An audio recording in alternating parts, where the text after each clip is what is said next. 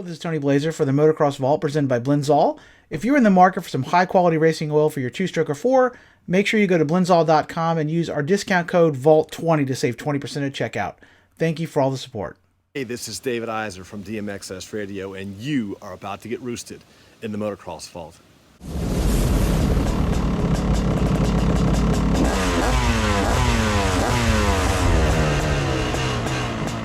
Hello and welcome back to the Motocross Vault. My name is Tony Blazier, and what this video is going to cover is a look back at one of the most influential and I would say probably successful teams in motocross over the last 20 years, Geico Honda. Now, if you're not aware, unfortunately, the 2020 season is the last for Geico Honda. Geico apparently pulled out of all motorsports sponsorship this last year, and that left the team kind of high and dry. I'm sure that was the major source of their funding. Geico was a major sponsor, much like what happened to RCH a few years back. They couldn't keep going with the staff they had, and it's really sad because Geico really has been a powerhouse over the last 20 years. They have had, obviously every team has ups and downs, but Geico has consistently been one of the top teams. They've had fantastic riders under the stable, guys like Mike LaRocco, Josh Grant, Kevin Windham, currently guys like Chase Sexton. They've had a great stable, Eli Tomac. They've been a really, really successful team over that time, and it really is a bummer to see it go, but there's one thing that's a constant in motocross, it's change, and unfortunately teams come and go. I mean, even factory Yamaha went away, came back, and now they're going away again. Right now, Star Yamaha is like the hot lick. They're the ones on top, but it wasn't that long ago that, Pro Circuit Kawasaki was going 1, 2, 3, 4 in the Nationals and just dominating everything. So there are ebbs and flows. That said, however, I am really bummed to see Geico go. I think they've been a great source for riders to go to over the years. That early on they were kind of a place to go if your career was kind of on the rocks. Later on they transitioned into more of like a funnel for the factory Honda team. Guys like Trey Kennard, the current Chase Sexton kind of went through their program. They became like the feeder series for the big team. And it really is a bummer anytime you see one of these teams contract. The sport is small. And all of us who are super in the weeds for it, we all love it. I live it and breathe it, but the average person doesn't know what motocross is. And unfortunately, it's probably a hard sell to get a major outside sponsor like a Bank of America or a Pepsi or a Coke or something to put up big money for such a, maybe a small return on investment there. Sticker on the shroud isn't always worth millions of dollars. So unfortunately, that's the reality of the situation, and hopefully going forward, the sport will continue to grow, and we'll see a return of this, the people at the team. They'll all get jobs, and there won't be a problem there, but in its current form, at least, Geico is no more. So what I thought would be cool to do is go back and look at the team. I'm going to do it year by year and kind of talk about the bikes, maybe some of the riders. I can't even possibly think of all the riders that have been through the Geico team. Every year they bring up amateurs that some of them work out, some of them don't, some fill-in guys. I'm not going to get into every guy who rode for the team, but I'll certainly try and hit the major points each year on who the major riders were. Talk a little bit about my personal opinion on the bikes. I'm a huge thing in the way bikes look and stuff, and I'll talk a little bit about which ones were my favorite, which ones I didn't really care for, maybe touch on the sponsorships and stuff too. So again, I'm going to go through year by year, starting in 1998 until 2020, which unfortunately is the last year. If you'd like to see some of the other stuff I've done, obviously check out some of the other videos I've done on the channel. I have all kinds of classic bike reviews. I just did a history of the PE175 that seems to be real popular. I've done a history of like the Honda CR 250, Honda CR 80. I've also done several classic magazine reviews. There's a good variety. Basically, if it's something to do with off-road racing, I probably have something for you here on the channel. If you'd like to support what I do, I just came out with some new designs here. I'm wearing one right here. This Blaze Hauler shirt was one I did. Somebody had suggested it was a good idea maybe do some designs with a little truck. I love mini trucks. I kind of lament the fact that they basically don't exist anymore. So I've done several of these designs with like little trucks. This one's like a 76 Toyota design with like a Mike Bell Yamaha on the back. I've also just done like a Datsun little Hustler truck with a Elsinore in the back. And I just posted a Chevy SS, 454 SS truck with an XR 600 in the back, like a Scott Summers XR, and also a Toyota, mid-80s Toyota with a like a Jeff Ward replica Kawasaki in the back. So if you'd like to pick up some Motocross Vault merch, there's stickers, sweatshirts, t-shirts, and whatever and I certainly appreciate the support. So here's the history of Geico Honda from its inception in 1998 until its final season in 2020. The story of the Geico Honda team actually started in 1998, well before Geico was actually brought on as a sponsor. Initially, the team came out of a desire to help out Mike LaRocco, who had lost his factory ride at Suzuki the year before, LaRocco had moved to Suzuki in 1996, but 96 and 97 weren't exactly successful years. He had, at one point, I believe he actually refused to go to the races, if I remember right. I'm not sure if Roger told him to stay home or if he decided to stay home on his own. But either way, it was a pretty acrimonious parting there. Things had not gone well at Suzuki. So going into 1998, Mike LaRocco did not have a ride. He was a national champion and certainly one of the top riders. But after the last couple of years, I think a lot of people thought maybe his best days were done. So for 1998, Mike LaRocco hooked up with Rick Ziegfelder, who was also known as Ziggy, who was the man behind Factory Connection Suspension. Now in 1997, Ziggy had helped out Damon Bradshaw's effort when he had lost his factory ride at Factory Yamaha after 96. And in 97, Bradshaw had ridden a Honda under the Manchester Honda banner with support from Axo Sport and Jim Hale. So they had kind of dipped their toes into the water a little bit there. They weren't the major sponsor per se, but they had helped him out a little bit. So Paul Delorier, who was the mechanic of Damon Bradshaw the year before, moved over to be LaRocco's mechanic under the new Jack in the Box Factory Connection team. Now, Jack in the Box actually was a fairly small sponsor this year. Apparently, a family member who had his suspension work done at Factory Connection owned some Jack in the Boxes, and he decided to come on as a fairly small sponsor. I don't think it was for a lot of money this first year, but smartly, they promoted Jack in the Box as if it was the major title sponsor of the team. So it actually worked out pretty well for both because they got a prominent position on the bike, and it instantly gave the team a little bit more credibility. You know, if you have a major outside sponsor like that, even if it's a mirage, you know, perception is reality. I think this first Jack in the Box team, I remember thinking at the time, I was like, wow, that's pretty high, high dollar sponsorship there for them, not knowing, of course, that it probably wasn't at all. But it certainly did give the team a little bit of cachet initially. And this first year was just Mike LaRocco on the team. He moved to O'Neill Gear from his long sponsor, MSR. He rode Hondas. Now, again, the 98 Hondas weren't the best bikes. Certainly, this first generation aluminum frame was pretty controversial, but I guess Mike LaRocco was kind of a hammerhead in the Jeff Stanton mold, and he probably made that super stiff chassis. Probably worked for him. I think he had to be pretty darn aggressive to make that bike work, and LaRocco is probably the perfect guy to make it happen. So this first year in 1998, it's just Mike LaRocco with O'Neill Gear. And as you can see, it's mainly Jack in the Box here on the motorcycle. They're the main sponsor of the team. For 1999, Mike LaRocco was back, and the bike is a little subtly changed here. As you can see, they added a little more white to it. It has like a white shroud treatment. I actually prefer the looks of the 99 bike here to the 98.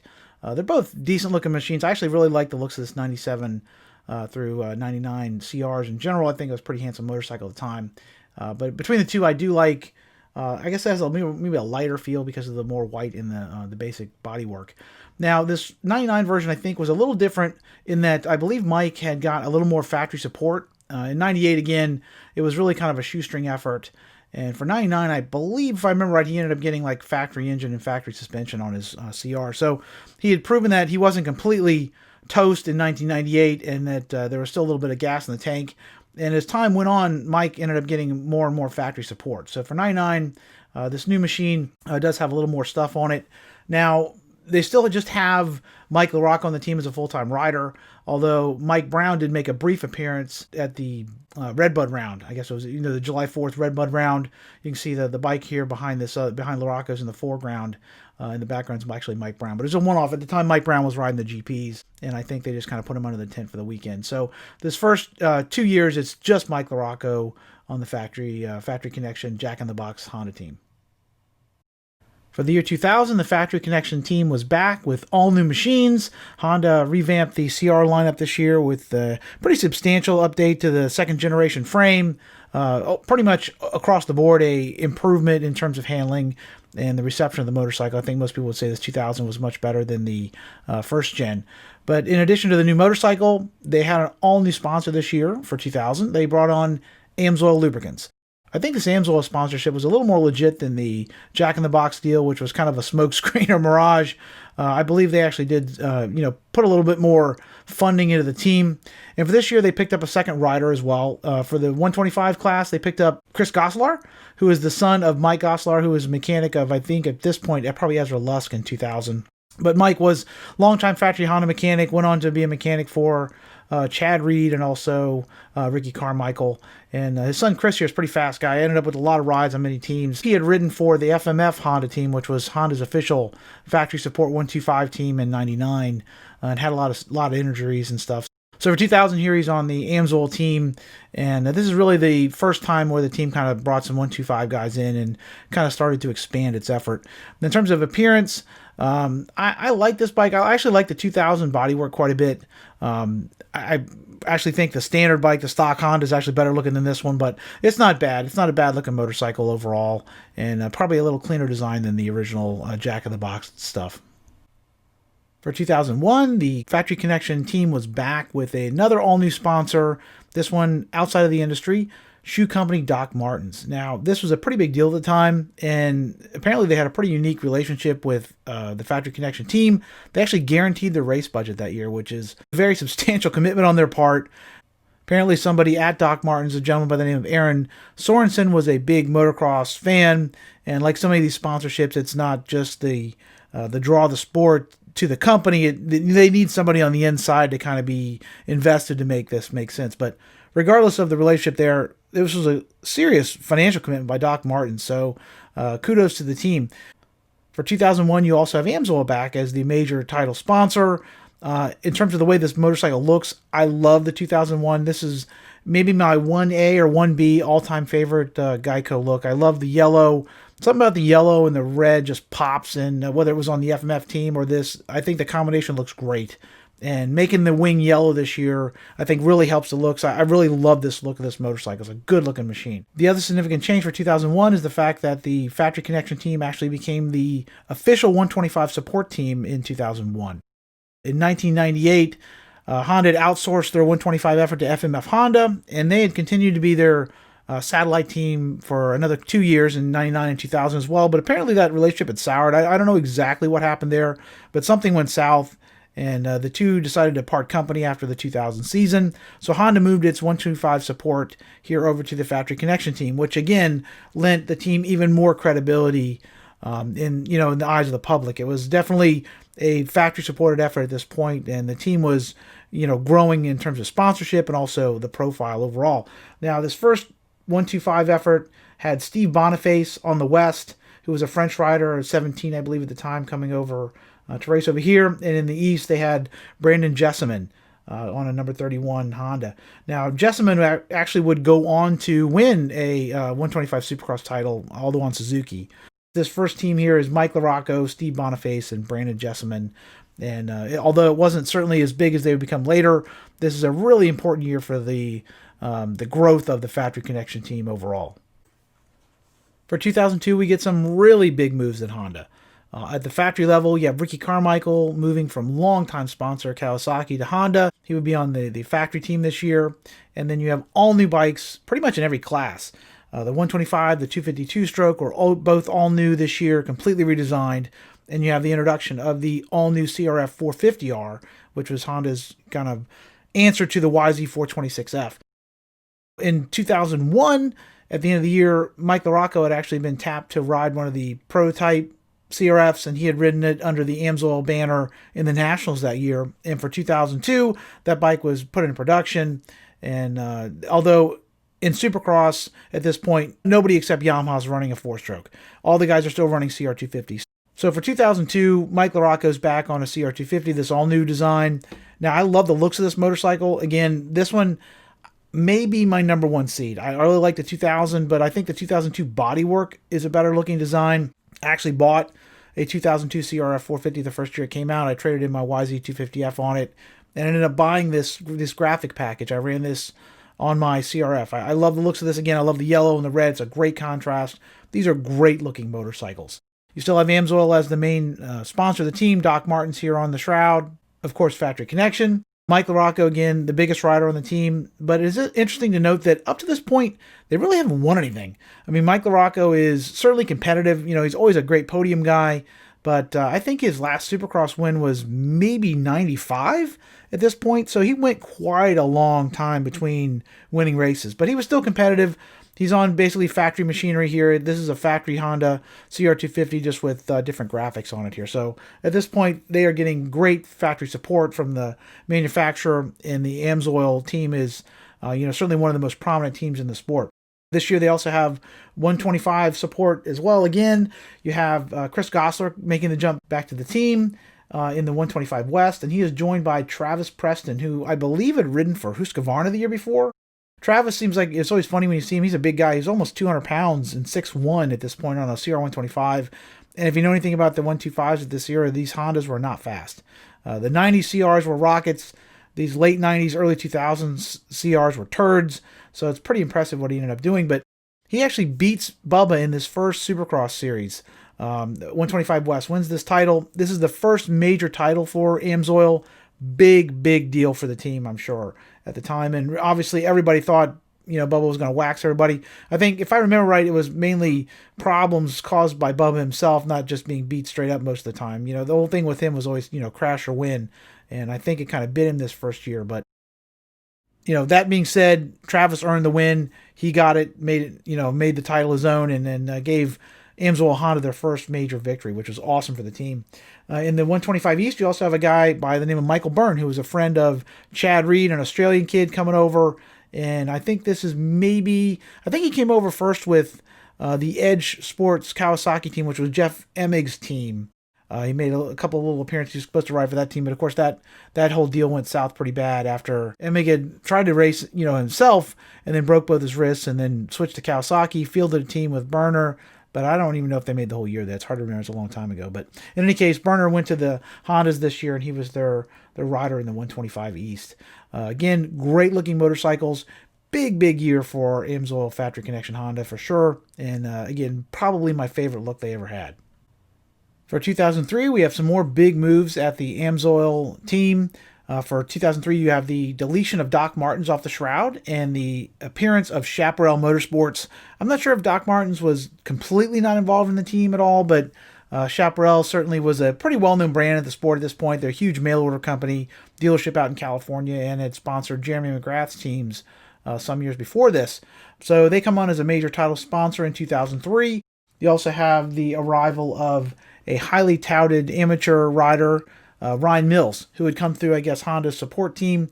This is where, I guess, the AMSOIL team really starts to become a feeder team for Honda. At this point, they're going to put their highly touted riders like Josh Grant, who would come out a year after this, and Ryan Mills on this team, and kind of groom them a la Pro Circuit to move up into the big rig. Now, this year, you see a little different graphics. I love this look as well. Again, this 01, 02, 03 are my favorite years for the AMSOIL graphics. Love this look. It's a really good, again, all the yellow looks great. The AMSOIL logo looks great on the bike as well. Good looking motorcycles. In addition to Mike LaRocca, who's back on a factory Honda, you have Michael Byrne, who's riding a CR125 and then 250 on the off weekends. Travis Preston is back to defend his 125 Supercross title. And Chris Gosler is back as well, riding a number 39 Honda. The biggest news of the season for the Factory Connection team, maybe for the whole sport in general in 2003, is actually the return of Kevin Windham. Now, Kevin had moved to Suzuki in, I believe, 2001 after a stint at Honda. And actually in 01, he had a good year. A lot of people now think of the Suzuki years as just being terrible because of the way things ended with it. But in 2001, he had a good season. He ended up getting picked to the Motocross Nations team that year, although we didn't go because of 9/11. But Kevin was very fast in that first year. In 2002, things didn't go as well. He seemed to struggle with arm pump and was just off. And at Atlanta, he had a pretty bad crash. I was actually there at the race and practice, and I believe if I remember right, he was trying to quad and ate crap and ended up breaking his femur. And a lot of people thought Kevin would retire completely. He was basically away from the sport for over a year. I mean, nobody heard from him. He was completely went dark out in Mississippi somewhere, and nobody heard from him. But somebody at Honda actually had the smart idea just to send Kevin one of the new 450 4-strokes. Just no strings attached. You go ride it, see what you think. And Kevin, it really seemed to suit his riding style at the point. Again, 4-strokes were really kind of new. They had been, I think most people thought they were very competitive outdoors, but in Supercross with carburetors and what have you, the 4-strokes were a little dicey. And Yamaha had been trying to race them indoors, but, fairly limited success. But Kevin really took to this 450 really well. and he made his return in the Nationals. And ended up, if I remember right, I think he almost won the first race. He ended up hitting like maybe a tough block or something and caused him to lose the race. But he was blazing fast on the CRF, and he came back. I think he wanted a factory bike, but did not want the pressure of riding for the quote-unquote factory team. So the Amsoil thing worked out perfect for him. I think he had a similar deal to LaRocco where he got a factory bike, but just didn't have to worry about all that external pressure. So it was a great move for Kevin. It ended up revitalizing his career and again turned things around because it really looked like he might be done after the '02 season. So this comeback was, I mean personally, I was always a big Kevin Windham fan. I love seeing him come back, and he really seemed like he was having a good time and enjoying himself. And I think the move to the Amsoil team was the right move for him, certainly at the time. It was the right bike, the right team. They gelled well, and he ended up riding for them for the remainder of his career. So '03, really important year for Amsoil in many ways. The Kevin Windham thing, obviously big. Unfortunately, Travis Preston wasn't able to back up his win in the 125 Supercross class, but overall still a great, great year for the brand and the team. For 2004, the biggest news at the Amsoil Chaparral team is the arrival of an all-new motorcycle, Honda's CRF 250 4-stroke. Now, this first CRF 250R, I actually had this motorcycle. Me personally, I didn't really like it. I love the looks of it. Thought it was cool. Ended up trading in my '02 450 for it, but I had a hard time going back to the 250 after riding the 450 for 2 years. It was a little bit of a strange transition. I never gelled with this motorcycle, but I think, a lot of people liked it. At this point, Supercross was, at least in the 125 class, was going all 4-stroke. The crazy displacement advantage, they had twice the motor you could get on a 125. So, and especially on a Supercross track where you need torque out of turns, it was an unbeatable advantage. And everybody was pretty much bailing on the 125s, unfortunately. So the Amsoil team goes all 250 4-stroke in the 125, quote unquote 125, or maybe lights. I don't think they're called lights quite yet, but the smaller bikes are all 4-strokes this year. In the 250 class, slash 450 class, you have Kevin Windham back on the 4-stroke, the CRF 450 4-stroke. He's riding a works bike this year. But Mike LaRocco stayed on a 250 2-stroke for 2004. I don't really like the looks of this bike. Me personally, I think the sponsorship's mainly the same, but they got rid of most of the yellow in the shroud design. I just think it's a darker, more bleh.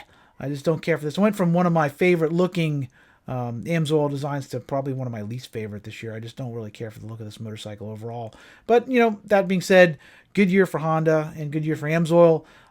Big name riders this year. They got Josh Grant came up through the amateurs, much as Ryan Mills had done the year before, and really opened some eyes. I think his first race was at Hangtown, and he ends up hole-shotting the race and leading most of it before he stalled the motor at some point and couldn't get the damn 4-stroke started. But great speed shown for a rookie coming out of the amateurs, and really showed the path, like Kawasaki with Pro Circuit, and they were trying to groom these kids to come through their factory ranks and start off on these satellite teams and move up to the big rig later. And certainly with Josh Grant, that move certainly was successful. He would go on to be quite a top contender for several years after this. For 2005, Mike LaRocco and Kevin Windham are back as the team leaders at the Amsoil Chaparral Factory Connection team. We also get a new sponsor, Napster. Depending on your age, you may or may not remember what Napster is. Originally, Napster was a file sharing program. I used it in the late 90s to basically download free music. It was a peer-to-peer service where you could throw up your songs and somebody could download theirs and you'd share it or whatever. Anyways, long story short, eventually the record industry cracked down on this for obvious reasons. iTunes came around, so it became much more legit. Now, Napster tried to reinvent itself here in the mid-2000s as I think a subscription service, if I remember right, but I don't think it worked out so well. Napster already had a pretty bad name for being a pirate service, so it's interesting that they showed up on the team bikes here in 2005, but I don't think it was a real long-lived sponsorship.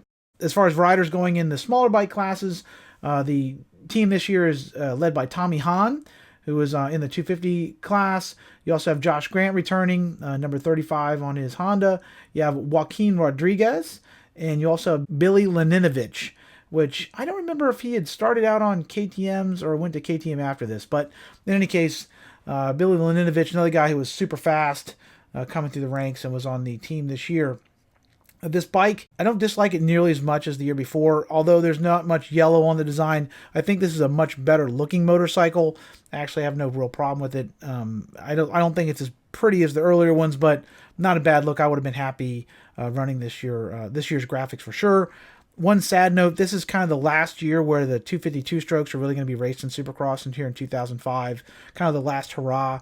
Once Bubba and RC went to the 4 strokes, here at the U.S. Open at the end of the season, that pretty much was the nail in the coffin for the 252 stroke, which is, so tip our glass here. It was a great year this year, though. You had some great racing between Ricky and Chad Reed on their 2 strokes and stuff. Still a great season, in spite of the fact that this is the last year you'd see that, and at least it went off with a pretty good-looking motorcycle here in the case of Mike LaRocco. It's not a bad-looking machine at all.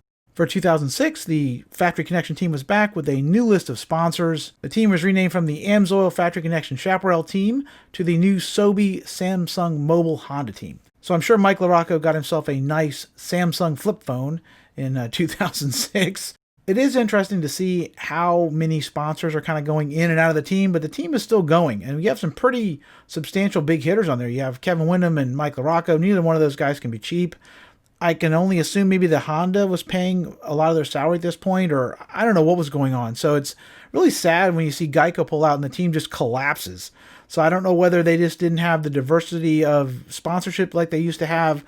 I don't know. It's like certainly 4 strokes have increased the cost, but the Geico team is, they're just a small bike team. They don't have the big name 450 riders on the team anymore, so you would think they could find some more sponsorship, but I know it's become harder and harder. It's definitely a little bit head scratching. But if you look at Mike LaRocco's bike here, he's riding a CRF 450. This again is the first year they went to the 450s, pretty much across the board in the 250 class.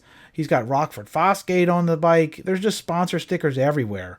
You got the big Samsung Sobe logo on the shroud. Sobe was a drink company. They had also sponsored the Suzuki team. Actually, some of my favorite Suzuki factory bikes of all time are those Sobe bikes. Great looking bikes. So you see Amsoil kind of deprecated to the front fender here. I assume they're still a major sponsor, but they kind of took second tier billing here on the shroud. Good looking motorcycle.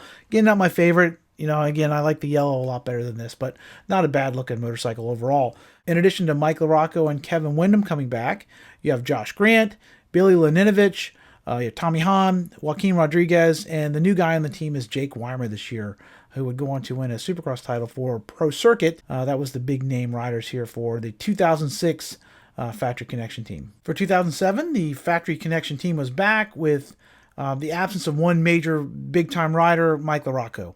LaRocco had retired after the end of the 06 season, and for 07 they went into the new year without their team leader and essentially team founder.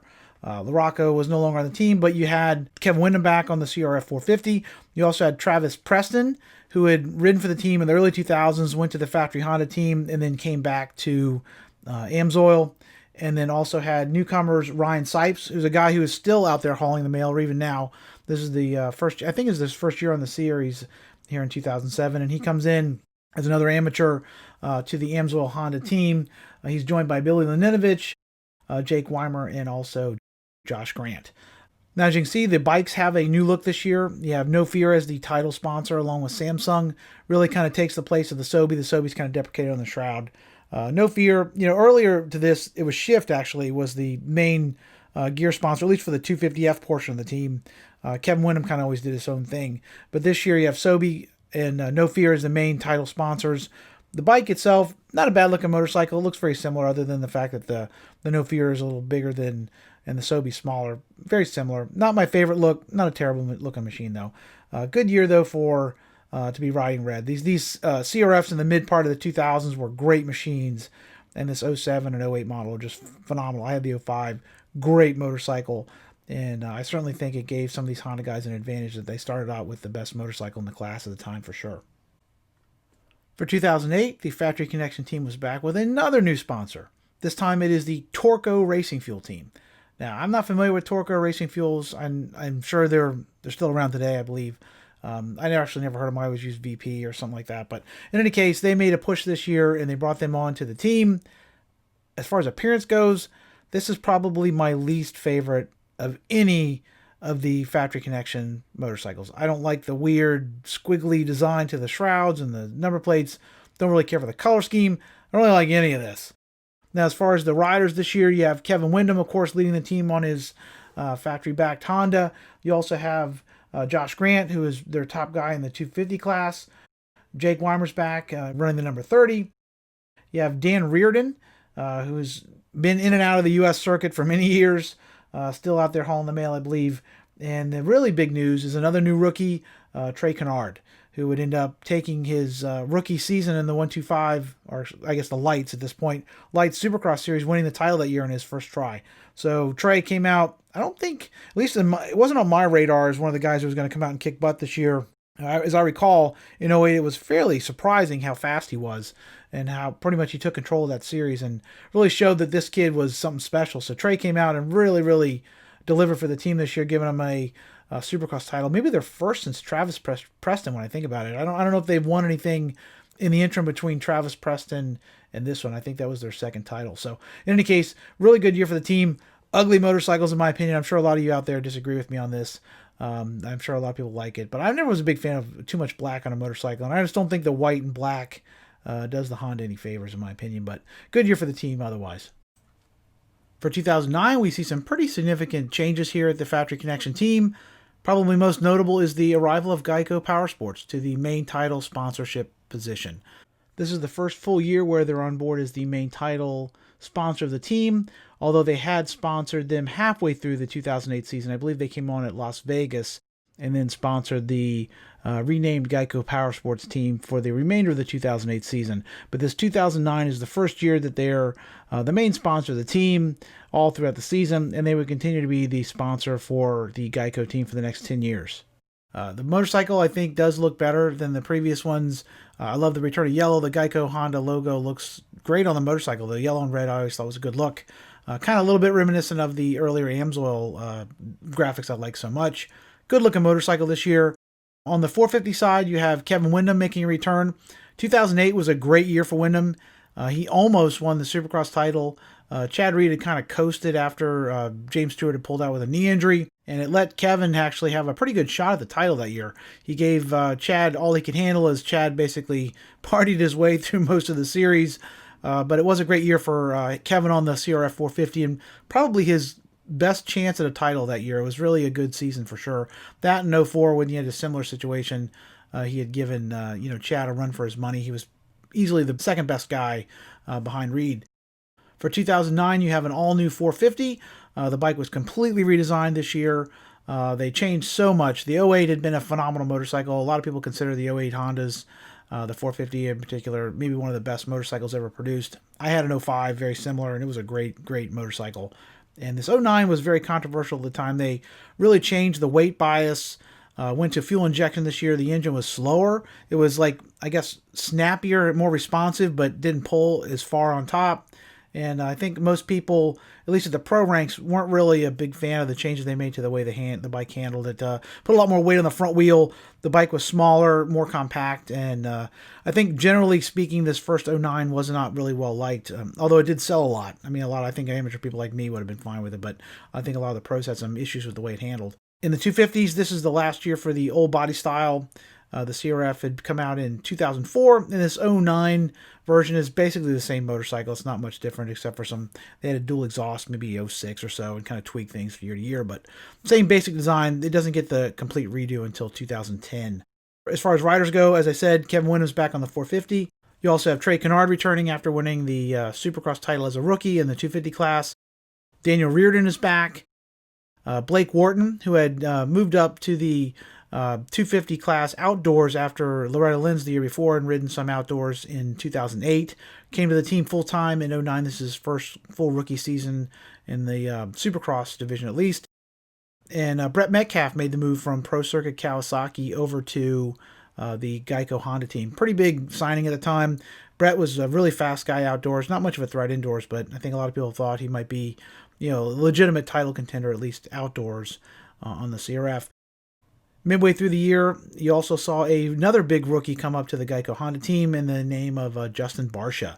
Barcia made his debut on the Geico Honda team in 2009, and it was a really, really sensational season. He ended up finishing the series in 5th place, showed a lot of speed, just running the living daylights out of that CRF. I think a lot of people right from the beginning, were pretty, amazed at the kid's speed and his aggressiveness on the track, and he's still aggressive on the track, still fast to this day. But this is the first year where he kind of turned pro here in 2009. He did not ride Supercross though. He didn't, much like a lot of these guys, he didn't start racing until the outdoors started. So this is the first year. Good year overall for Geico Honda. Certainly their Brett Metcalf was very fast outdoors. He ended up finishing third in the series, and then you ended up having Justin Barcia in fifth. So not a championship-winning season, but a good season overall, I'd say. For 2010, the Geico team was back with all new motorcycles on the 250 side. This is the first year for the complete redesign, the second generation of the CRF 250R, and it turned out to be, much like the 09, a fairly controversial upgrade. The bike was certainly better looking. I love the design of it in terms of the styling, but I think most people found it to be a fairly mediocre redesign at the time. Not the best motorcycle in 2010. On the track, you have Kevin Windham once again as the team leader. He is on the CRF 450. In the 250 class, you have Trey Kennard, who had won the Supercross title 2 years ago in 2008. Brett Metcalf, back on the number 24 Honda. You have Blake Wharton back on the 250 as well, and Justin Barcia going full-time here in 2010. This is his first year in the Supercross, riding the 250. As far as results on the track, this turned out to be a great year for Geico Honda in that Trey Kennard backed up his Supercross title by taking the outdoor title in a pitched battle with Pro Circuit's Christophe Pourcel. Went down to the very end here, and Trey pulled out a pretty surprising win. Trey had always shown tons of speed. I mean, his problem was always crashing and getting hurt, pretty much. It wasn't his speed on the track. But this year in 2010, he finally put it together. Now, while Kennard did get that national title that year, early on, the real story was another Geico rider, Eli Tomac, who came out at Hangtown and won his first ever outdoor national event. I think he was the first rider ever to actually win his first race ever competing in, because he didn't ride Supercross that year. James Stewart had come out and ridden Supercross beforehand, but some of these kids now had gotten in the habit of coming out after Loretta's and making their debut in the outdoor season. Much like Josh Grant had done in 2004, Eli Tomac came out and set the pace out front, but unlike Grant, Tomac actually held on for the win. Unfortunately, if I remember, it was round 2 was in Texas this year, and it was like unbelievably hot, 100 degrees. He overheated and basically ruined the rest of his season. After having the heat stroke there, he wasn't quite the same the rest of the year, but he showed early on that he had the speed to win, and he was somebody to watch in the future. So even though Eli didn't get this first title this first year, his teammate did. I think he put his name on the map as one rider to watch for sure moving forward. For 2011, the Geico Honda team was back with a all-new manager, actually. I forgot to mention this for 2010. They had moved Mike LaRocco into the management role at the team. So in 2010, he had actually taken over, I think J.C. Waterhouse maybe was who was the team manager before that. But in any case, I always thought this was an interesting move, considering LaRocco had always been kind of a stoic personality. He wasn't the most personable guy you'd ever meet in the pits. It seemed like kind of a strange choice, but it was very successful. He had a good run there as a team manager for, I think, the better part of a decade. He was running the team there. Now, new rider-wise, the only addition for 2011 in the team is Will Hahn, who was added to the roster, number 31 in his Honda. He was joined by Blake Wharton, Eli Tomac, and Justin Barcia, and also the longtime team leader, Kevin Windham, who's coming up on 20 years on the circuit, which is pretty crazy when you think about it. Definitely a long career for Kevin Windham. He's still very fast at this point, although no longer racing full-time. On the track, the 2011 season turned out to be pretty successful for Geico Honda. Justin Barcia finally got his long-sought Supercross title. Unfortunately, Eli Tomac was not able to capture the outdoor title, but he was very competitive this year as well. So a good season overall for the team. For 2012, the Geico Honda team was back with breakout stars Justin Barcia and Eli Tomac leading their 250 charge. They were joined by Will Hahn and new arrivals Justin Bogle and Jimmy Dakotas. The 450 class was still being held down by Kevin Windham at this point, but Kevin was getting pretty close to the end of his career. He was entering his 19th season in 2012, and although he still remained competitive, I think everybody could see that Kevin probably only had a year or two left before he was thinking about retiring. Mike LaRocco came back once again as the team manager in 2012, and this year turned out to be a really good one for the team. Eli Tomac and Justin Barcia both won Supercross titles, the East and West that year, swept it. Great year in Supercross, and they also ended up with finishing second and third in the Outdoor Nationals. Blake Baggett on the Pro Circuit Kawasaki actually won the title this year, but Barcia and Eli Tomac were both very competitive and ended up a few points behind in second and third. Overall, a great year for the team, I think. Certainly, if you can end up with 3 titles, anybody would be pretty happy with that. 2013 was another year of some pretty substantial changes at Honda.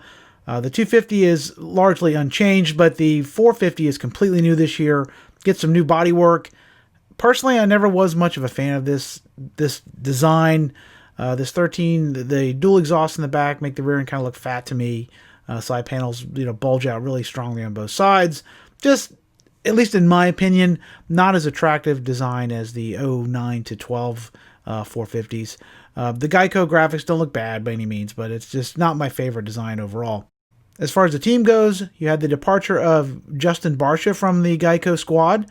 After several years on the team, he moved up to the factory Honda rig for 2013 on the number 51 factory Honda. On the 250s, you had Zach Bell, who had shown up in some of the races in the previous season over the summer, as some of the other riders had done. He rode some nationals in 2012, but he was full-time in 2013. Kid showed a lot of speed. I remember he really was fast, but he ended up crashing pretty hard, and at least it looked like he had knocked himself completely out. A lot of people were worried the kid was going to explode into dust if he kept hitting the ground that hard. So it was one of these situations where he had kind of crazy balls out speed, but unfortunately he couldn't keep it from hitting the ground. So it was definitely a rough season there. The other new addition was Zach Osborne, who had been a factory KTM star early on in his career when he first moved up. Amateur kid for them for many years, and it kind of had some struggles early on in his career and went to Europe for a few years, and had come back, I think, in 12 and rode on a privateer Yamaha in a couple of West Coast rounds, and ended up getting the attention of Mike LaRocco and the Geico squad, and they actually hired him for 2013. And this is really the start of Zach's redemption story here in 2013 when he comes back to the Honda Geico squad.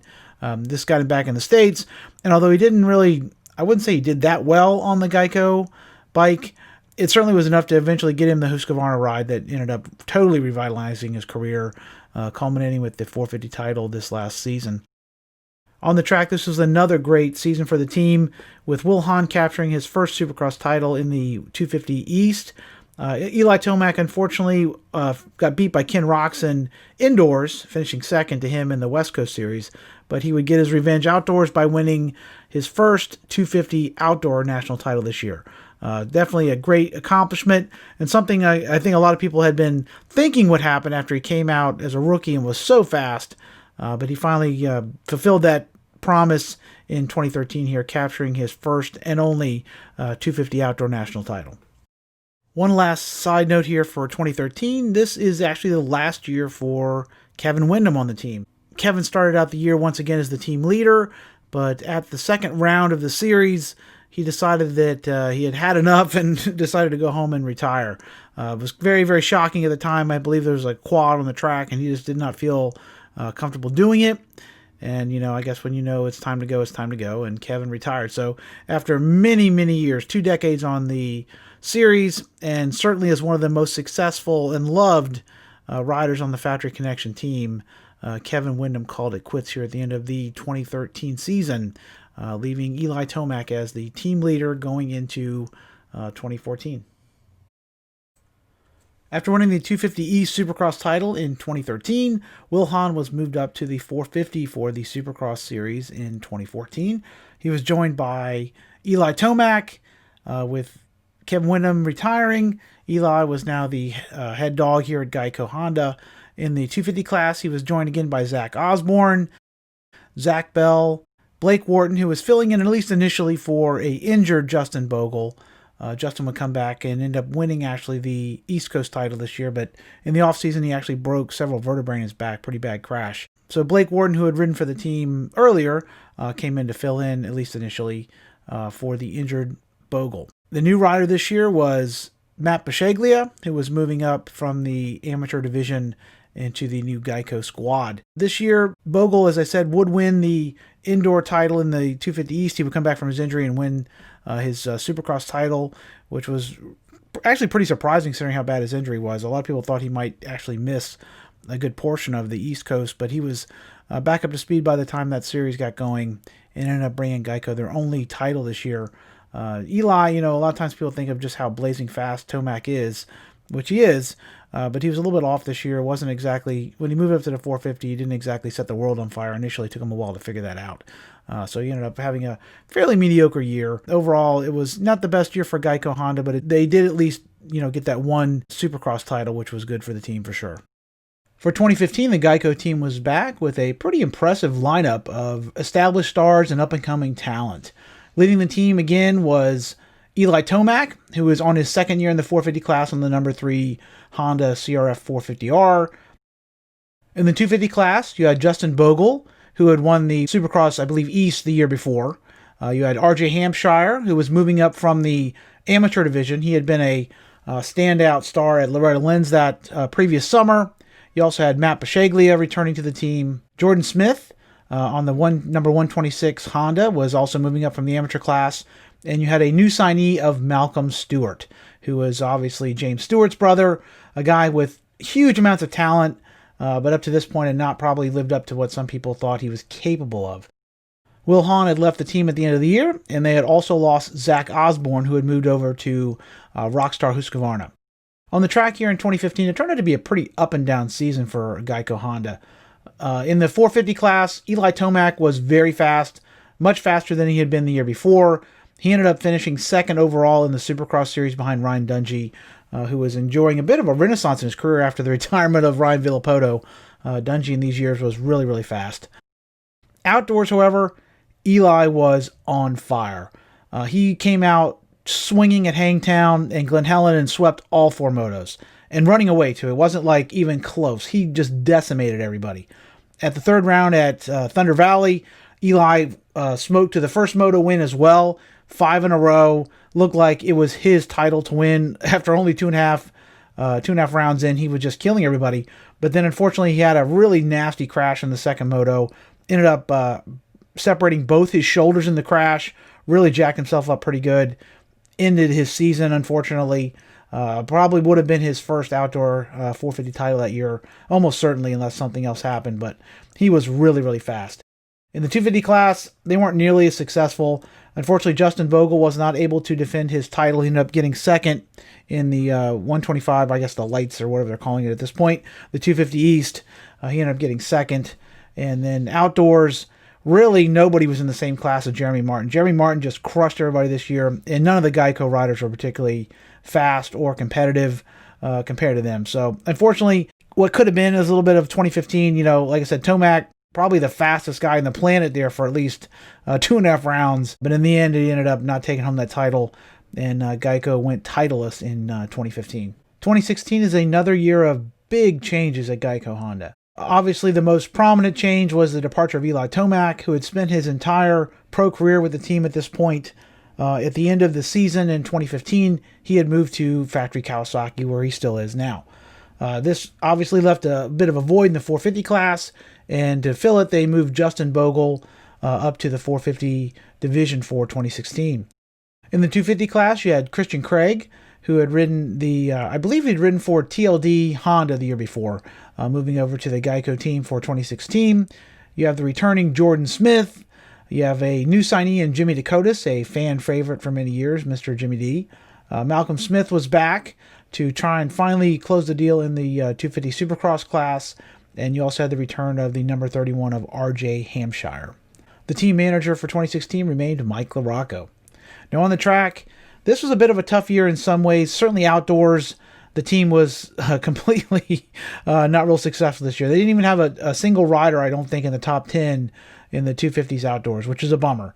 Definitely not what you want from a major level operation. Although, let's be honest, most of these teams focus on Supercross, and there they were more successful. Malcolm Stewart finally took home the 250s title. Big deal for him. I'm sure it was a bit of redemption. It's got to be tough living in the shadow of maybe the most talented rider in the history of the sport your whole life. It can't be easy. I mean, the Stewart deal is always a little bit odd, but for good reason. I mean, they have a unique situation over there, and it had to be tough being Malcolm. I mean, I would hate to have a big brother who's like literally the fastest man on the planet. Got to be tough. But he finally came through here in 2016 and brought home the team its only title here in 2016. Justin Bogle, not particularly spectacular on the 450, unfortunately. And as I said, the rest of the team, really didn't do anything outdoors. Kind of a tough year there. But thankfully, Malcolm Stewart saved the day and brought home a title in 2016. For 2017, we get some more significant changes over at Geico Honda. We have the arrival of Jeremy Martin, who had a rather acrimonious parting with Star Yamaha the year before, which is ironic if you're up to speed here in 2020. Martin is actually going back to that team after basically accusing them of intentionally sabotaging his bikes in 2016. But that aside, he made the move here to Geico Honda. Obviously, Geico, after getting completely waxed outdoors in 2016, was looking to at least be a little more competitive. You got to remember this team had won outdoor titles previously, and although they did have some Supercross success, it was definitely not the kind of finishes they were looking for. So for 2017, they basically cleaned house in a lot of ways. They got rid of Justin Bogle. Jordan Smith was gone. A young man by the name of Tristan Charbonneau, who had a fill-in ride basically for the outdoors. And unfortunately, he'd only got a couple of races to kind of prove himself, and he was let go here for 2017, so he didn't make the team. In addition to Jeremy Martin, you have R.J. Hampshire back on the team for 2017. Christian Craig returning. Jimmy Dakotas was back, although he was riding Supercross only, wasn't riding outdoors. And the big amateur kid moving up for 2017 was Chase Sexton, who has since made himself quite the hot prospect and is moving to the factory Honda team full-time for 2021. Now, one side note here I do want to mention, I love the looks of this 2017 Honda. This era of Geico Hondas, like I said, not my favorite body style ever, but in 2017 here, they got rid of almost all the white plastic and went all red. And I think adding all that red was a huge, huge step in the right direction. This last few years of the Geico Hondas, other than the early 2000s, are easily my favorites. I love this look. The red fender, red side plates, the little mud guard at the bottom, the ventilated mud guard on the front fender went red from white, the fork guards, everything is red for 2017, and I think it really improves the look. Again, red against the yellow, really, really great combination and a handsome motorcycle. On the track this year, it turned out to be a pretty disappointing season for Geico Honda in a lot of ways. They were shut out of both East and West Supercross titles, and Zach Osborne ended up beating Jeremy Martin, their former rider Zach Osborne, ironically, ended up beating Jeremy Martin for the 250 outdoor title. So Martin was very fast. He ended up getting second overall, but I would say certainly when they hire that guy, and I know that I'm sure they paid him a lot of money, they were hoping for a title this year, but the bikes were beautiful, if nothing else, but they didn't actually end up taking any titles here in 2017. For 2018, the Geico team is back, and this time the changes are in the motorcycle department.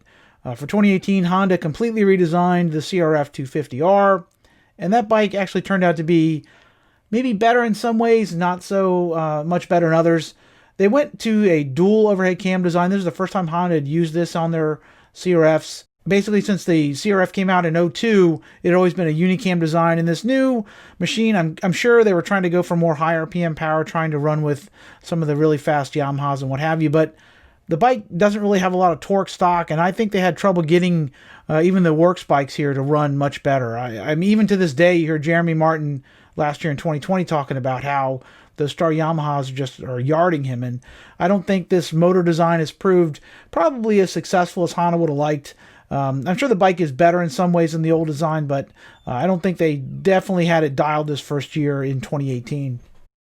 As far as the team goes, you have largely a carryover from the year before. You have Jeremy Martin on the number 6 Honda, Christian Craig is back, R.J. Hampshire is back, and Chase Sexton is back. The new rider here for 2018 is Cameron McAdoo, who is moving up from the amateurs.